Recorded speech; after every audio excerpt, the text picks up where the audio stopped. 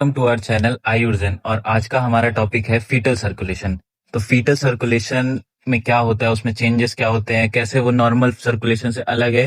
तो आज हम लोग इसके बारे में देखेंगे। तो इसको मेनली हम लोग स्टडी करेंगे तीन कॉन्सेप्ट से। पहला नॉर्मल सर्कुलेशन क्या होता है, जो कि अडल्ट में होता है। तो फिर उससे हम लोग कंपेयर कर पाएंगे कि फीटल सर्कुलेशन में चेंजेस क्या होते हैं। और चेंजेस होने के बाद जब बेबी वूम्ब में रहता है तब से लेके और जब उसका बर्थ होता है तो क्या क्या चेंजेस होते हैं, पोस्ट नेटल चेंजेस, उसके बारे में देखेंगे। तो सबसे पहला टॉपिक है नॉर्मल सर्कुलेशन क्या होती है। तो यहाँ पर ये एक चार्ट है जिसमें एक डायग्राम है जिसमें क्या है, नॉर्मल सर्कुलेशन के बारे में बताया। तो नॉर्मल सर्कुलेशन पे हम लोग को पता है कि हमारा जो पूरी अपर बॉडी का ब्लड का सुपीरियर वेना कावा से इधर राइट एट्रियम में आता है, इंफीरियर वेना कावा से राइट एट्रियम में आता है।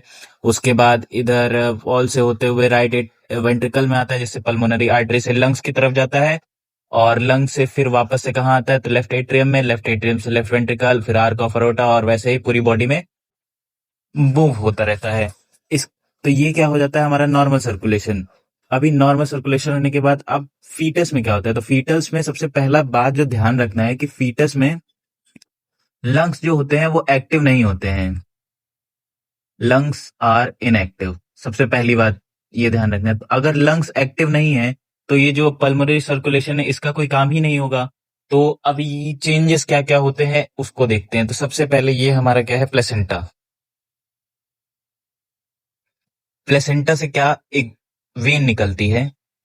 कौन सी वेन निकलती है, अम्बिलिकल वेन, जो कि कहाँ पे जाती है, हमारे लीवर में जाती है डायरेक्ट। जो कि क्या कंटेन करती है, मदर से ऑक्सीजनेटेड ब्लड कलेक्ट करती है, और कहाँ जाती है, हमारे लीवर में। और मेनली कहाँ ओपन होती है, तो ये ओपन होती है left branch of portal vein में। तो यहां से क्या है, ये ऑक्सीजनेटेड ब्लड जा रहा है हमारे लीवर में। तो ये ध्यान रखना है। तो ये क्या है, अम्बिलिकल वेन। और स्पेसिफिक जाएंगे तो ये जनरली लेफ्ट अम्बिलिकल वेन है। लेफ्ट अम्बिलिकल वेन जो कि मदर से ऑक्सीजनेटेड ब्लड कहाँ ले जा रही है, लीवर में। और लीवर में वो कहाँ ओपन हो रही है, तो left branch of portal vein में ओपन हो रही है। अभी यहां से क्या होता है, यहां से एक बाईपास होता है जिसका नाम क्या होता है, जिसके थ्रू ब्लड जो होता है डायरेक्ट कहाँ जाता है, हमारे इंफीरियर वेना कावा में। यहां से ब्लड कहाँ जाता है, डायरेक्ट इंफीरियर वेना कावा में जाता है। डायरेक्ट ब्लड यहाँ आ गया। अभी इस यहाँ पर क्या हो रहा है, एक बाईपास हुआ। इसको क्या नाम देंगे, इसको नाम देंगे डक्टस वेनोसम, डक्टस वेनोसस।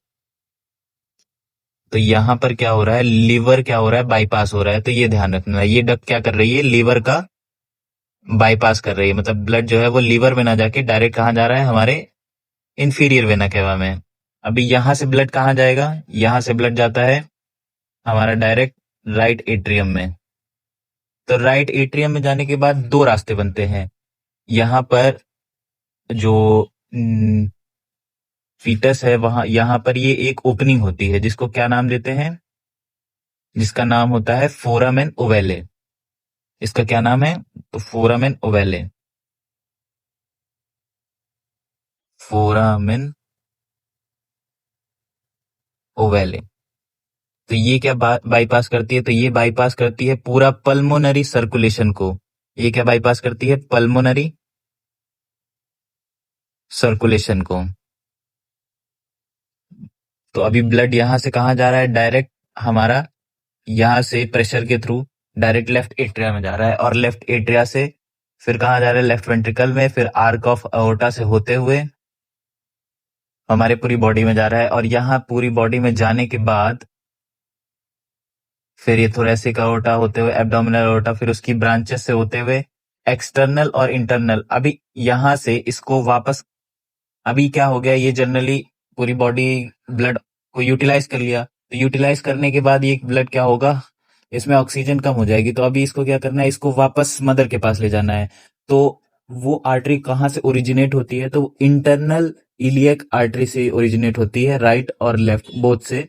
जो कि ब्लड को वापस से कहाँ ले जाती है, तो मदर के प्लेसेंटा के पास।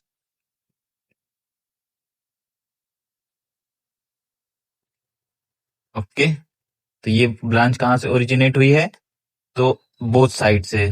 तो इससे हम लोग को पता चलेगा कि कितनी आर्टरी होती है, तो 2 आर्टरी होती हैं। यहाँ पे ब्लड वापस से मदर के पास जाएगा, क्यों? वापस से ऑक्सीजनेटेड होने के लिए। तो यहाँ पर ये इसका फ्लो होगा। तो यहाँ पर ये हो गया एक पार्ट। अभी दूसरा पार्ट क्या होता है कि जब ब्लड राइट एट्रियम में आता है तो कुछ ब्लड इधर राइट वेंट्रिकल में भी जाता है। तो राइट वेंट्रिकल में जाने की वजह से क्या होता है कि वो पल्मोनरी सर्कुलेशन में भी जाता है ब्लड, बट हम लोग ने क्या देखा कि लंग्स जो होते हैं वो इनएक्टिव होते हैं। तो लंग्स के इनएक्टिव होने की वजह से जब ब्लड यहां से होते हुए वापस इधर आर्क ऑफ अओर्टा के पास आता है, तो यहाँ पर एक और बाईपास होता है। इसका क्या नाम होता है? इसका नाम होता है डक्टस आर्टरियोसस। जिसमें क्या होता है कि सारा ब्लड जो होता है वो वापस से कहाँ आ जाता है? वापस से एओर्टा में आ जाता है और वापस से सर्कुलेशन स्टार्ट हो जाता है। तो ये कोई बेसिक स्ट्रक्चर है था फीटल सर्कुलेशन का। इसके बाद इसमें देखते हैं इसमें चेंजेस क्या क्या होते हैं, कि पोस्ट नेटल चेंजेस क्या क्या होते हैं। हम लोग इसके चेंजेस के बारे में देखेंगे कि चेंजेस क्या क्या होते हैं, क्या क्या चीजें जरूरत होती हैं। तो सबसे पहला जो चेंज बात ध्यान रखना है कि जब बेबी का बर्थ हुआ तो क्या उसको अम्बिलिकल कॉर्ड की जरूरत पड़ेगी? मतलब यहाँ जो अम्बिलिकल वेन है और अम्बिलिकल आर्टरी है, तो क्या इसकी उसको जरूरत पड़ेगी? यहाँ पे उसके लंग्स क्या हो गए हैं? अभी क्या हुआ है? बेबी क्या हुआ है? बेबी ने सबसे पहले क्या हुआ, बेबी जब बॉर्न हुआ तो क्या बेबी बॉर्न हुआ तो उसने क्या, सबसे पहले उसने क्या करता है तो क्राई, सबसे पहले रोया। तो रोने की वजह से उसने क्या किया? ब्रीथ किया। ब्रीथ करने की वजह से क्या हुए? उसके लंग्स जो थे अभी तक कॉन्स्ट्रिक्ट थे, मतलब वो इनएक्टिव थे, वो क्या हो गए? एक्टिव हुए, वो एक्सपेंड हुए, वो बिकम एक्टिव। तो इसकी वजह से अब क्या होगा कि हमें जो मदर से सप्लाई आ रही थी उसकी जरूरत नहीं पड़ेगी। तो यहाँ पर ये जो सप्लाई होती है, यहाँ पे अम्बिलिकल वेन की और अम्बिलिकल आर्टरी की, ये क्या होती है? ये बंद कर दी जाती है, ये सप्लाई कट जाती है। तो सबसे पहले क्या होगा कि इन दोनों की जरूरत नहीं पड़ेगी बेबी को, क्योंकि यहाँ पर लंग्स जो है वो एक्टिव हो गए हैं। और क्या चीजें हुई? अभी यहाँ पर पहले क्या था, यहाँ पर एक कंडीशन समझिए, ये हमारे लंग्स हैं बेबी के। तो ये पहले क्या थे? पहले यहाँ पे पहले ये क्या थे, थोड़ा इनका साइज स्मॉल था, कॉन्स्ट्रिक्ट थे। कॉन्स्ट्रिक्ट थे जिनकी वजह से यहाँ का जो प्रेशर था, यहाँ पे ये जो वेसल्स थी ये पूरी तरह ओपन नहीं थी। यहाँ पर प्रेशर था जिसकी वजह से मैक्स ब्लड जो हो रहा था वो यहाँ पे नहीं आ रहा था लंग्स के पास। तो इसीलिए यहाँ से मान लो कि अ, ये आ रहा है और यहाँ पे ही आपका एओर्टा है, तो इससे क्या हो रहा था कि जो ब्लड था वो यहाँ आ रहा था डक्टस आर्टरियोसस के थ्रू। क्योंकि जनरली क्या था कि एओर्टा का जो प्रेशर था वो स्लाइटली लेस था, क्योंकि स्लाइटली लेस था प्रेशर, और पल्मोनरी आर्टरी का प्रेशर ज्यादा था। पल्मोनरी आर्टरी का प्रेशर ज्यादा था, तो जिसकी वजह से ब्लड जो हो रहा था वो पल्मोनरी आर्टरी से एओर्टा में जा रहा था डक्टस आर्टरियोसस के थ्रू। ओके। फिर क्या हुआ? बेबी ने ब्रीथ किया, लंग्स एक्सपेंड हुए। अभी लंग्स के एक्सपेंड होने की वजह से क्या हुआ कि यहाँ जो प्रेशर इतना ज्यादा हो रहा था, अभी वो क्या हो गया? प्रेशर रिड्यूस हो गया। यहाँ पे वेसल्स का प्रेशर रिड्यूस हो गया, तो मोर और ज्यादा से ज्यादा ब्लड क्या होगा? लंग्स में आना स्टार्ट हो जाएगा। मोर ब्लड कहाँ आने लगेगा? लंग में आना स्टार्ट हो जाएगा, जिसकी वजह से क्या होगा कि अब जो बेबी का सिस्टमिक सर्कुलेशन है वहां पे क्या होगा कि अब ब्लड मैक्सिमम कहाँ आने लगेगा? तो लेफ्ट एट्रियम में आने लगेगा, जिससे कहाँ आएगा? लेफ्ट वेंट्रिकल में। और इसकी वजह से क्या होगा? एओर्टा का ना अब प्रेशर इंक्रीज होने लगेगा। अब क्या कंडीशन हुई कि एओर्टा का जो प्रेशर था वो इंक्रीज हो गया, किससे? पल्मोनरी आर्टरी से। पल्मोनरी आर्टरी से। तो अब क्या होगा कि जो ब्लड है वो इसके थ्रू आना, इससे क्या होगा? अभी इधर जाने लगेगा। अभी ये धीरे धीरे क्लोज भी होगा, उसका रीजन अलग है, वो बताते हैं। बट मेजर ब्लड अब कहाँ आएगा? तो वापस से पल्मोनरी आर्टरी में जाना, शिफ्ट होना स्टार्ट हो जाएगा। तो अब ब्लड कहाँ जाएगा? इससे इसके थ्रू। अब हम लोग को एक पॉइंट ध्यान रखना है कि ये जो डक्टस आर्टरियोसस है, डक्टस आर्ट्रियोसस।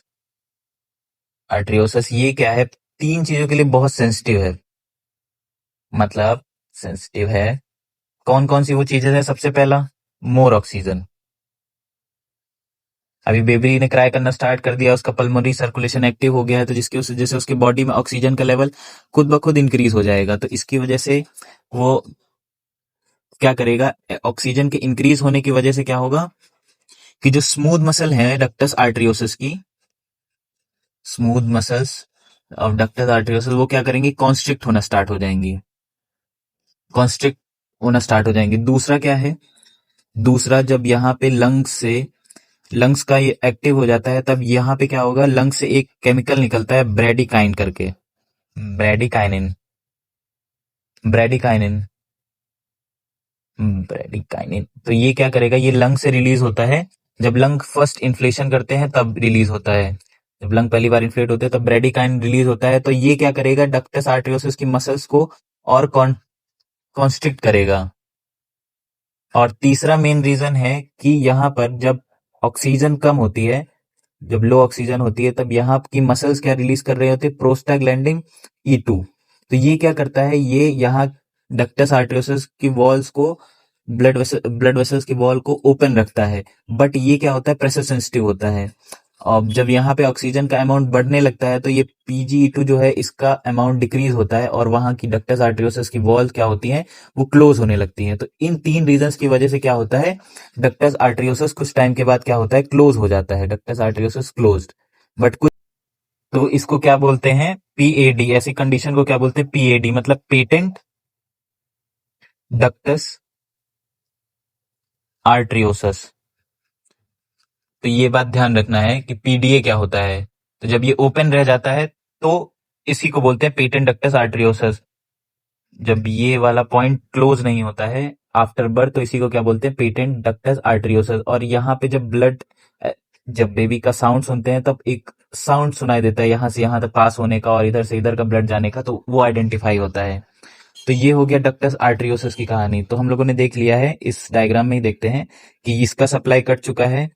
और अभी अभी हाँ, एक पॉइंट और है, ये जो फोरामेन ओवेले का पॉइंट है, इसको देखते हैं हम लोग। फोरामेन ओवेले का क्या चेंज होता है, तो जब पल्मोनरी सर्कुलेशन स्टार्ट हो जाता है, पल्मोनरी सर्कुलेशन स्टार्ट हो जाता है, तब क्या क्या होता है कि जो हमारा हार्ट है उसमें अब मैक्सिमम ब्लड कहाँ आने लगेगा, तो कहाँ आने लगेगा, तो लेफ्ट आर्टरी में, आफ्टर ऑक्सीजनेशन। ऑक्सीजनेशन के बाद क्या होगा, मैक्सिमम ब्लड कहाँ आने लगेगा, तो लेफ्ट एट्रियम में। तो अभी जब बेबी का बर्थ नहीं हुआ है, बेबी के बर्थ से पहले क्या था, प्रेशर कहाँ जाता था, तो राइट एट्रियम में जाता था। और जिसकी वजह से ये मैक्सिमम ब्लड कहाँ जा रहा था, right atrium to left atrium. But oxygenation, मतलब पल्मोनरी सर्कुलेशन के स्टार्ट होने के बाद क्या हुआ, जो प्रेशर है लेफ्ट एट्रियम का, वो क्या हुआ, इंक्रीज हो गया। उसके इंक्रीज होने की वजह से, इसका प्रेशर बढ़ने की वजह से जो ब्लड है वो अब इधर से इधर फ्लो करने लगेगा, left atrium to right atrium flow करने लगेगा। तो यहाँ पर एक पॉइंट ध्यान रखना है कि क्या होता है जिसकी वजह से फोरामेन ओवेले क्लोज होता है। तो यहाँ पर दो स्ट्रक्चर होते हैं, septum primum and septum secundum. तो ये वाला क्या है, प्राइमम सेप्टम है, और ये सेकेंडम सेप्टम है। तो ये क्या करते हैं, जब ब्लड इधर से इधर फ्लो होने लगता है तो ये प्राइमरी वाला इसके ऊपर आके फिक्स हो जाता है। तो ये कुछ ऐसा होता है कि ये उसके ऊपर आके बिल्कुल फिट हो जाता है, जिसकी वजह से क्या होता है कि ये जो फ्लो होता है इसका, ये क्लोज हो जाता है, और ब्लड अब डायरेक्ट यहाँ से यहाँ वेंट्रिकल्स में ही जाता है। ये बैक फ्लो होना स्टॉप हो जाता है, क्योंकि यहाँ पर इसने ये कवर कर लिया है प्राइमरी सेप्टम और सेकेंडरी सेप्टम में। तो ये कुछ चेंजेस होते हैं, प्रेशर चेंज होने की वजह से होता है। तो अभी हम लोग लास्ट पॉइंट देखते हैं कि क्या क्या चेंजेस होते हैं ब्लड से आफ्टर बर्थ में। तो सबसे पहला क्या है कि ये जो दो चीजें तो याद करना बहुत इजी है कि यहाँ पे ये सप्लाई कट जाती है तो ये दो और ये दो चेंज होते हैं। उसके बाद पल्मोनरी सर्कुलेशन स्टार्ट हो जाता है। पल्मोनरी सर्कुलेशन स्टार्ट होने की वजह से ये जो शंट है वो क्या होते हैं, अब इनकी क्या जरूरत है, तो नहीं, इनकी कोई जरूरत नहीं। तो ये तीन चेंजेस होते हैं। 2 चेंजेस यहाँ पे और 3 चेंजेस ये जो शंट है उनमें चेंजेस होता है। तो अभी वो क्या चेंजेस होता है हम लोग उसको डायरेक्ट ऐसे देख लेते हैं कि क्या क्या चेंजेस होता है। तो सबसे पहला क्या है, सबसे पहले हम लोगों ने देखा अम्बिलिकल आर्टरी को, जो कि चेंज हो रही है क्योंकि अब उसकी जरूरत नहीं है। सेकंड क्या है, अम्बिलिकल वेन, जो कि चेंज हो रही है। थर्ड वन इज, अभी क्या है, थर्ड वन क्या है, डक्टस वेनोसम, जो कि चेंज हो जाएगी अब, ductus venosus. Fourth one is foramen ovale, और fifth one is ductus arteriosus, arteriosus. अभी ये किस में चेंज होते हैं उसको देख लेते हैं, तो हमारा ये फीटल सर्कुलेशन वाला टॉपिक खत्म हो जाएगा। सबसे पहले अम्बिलिकल आर्टरी, तो अम्बिलिकल आर्टरी किस में चेंज हो जाती है, तो मीडियल अम्बिलिकल लिगामेंट में। अम्बिलिकल वेन किस में चेंज होती है, तो लिगामेंटम टेरेस, इसमें चेंज होती है। डक्टस वेनोसम, तो लिगामेंटम वेनोसम। फोरामेन ओवेले, ये क्या होता है, क्लोज हो जाता है, और इसको क्या बोल सकते हैं, तो फोसा ओवेलिस। और last one is ductus arteriosus, तो ये किसमें चेंज होता है, तो लिगामेंटम आर्ट्रियोसम। तो ये था हमारा फीटल सर्कुलेशन के बारे में, और अगर इसमें कोई भी डाउट हो तो प्लीज कमेंट में पूछ लीजिए। Thank you for watching.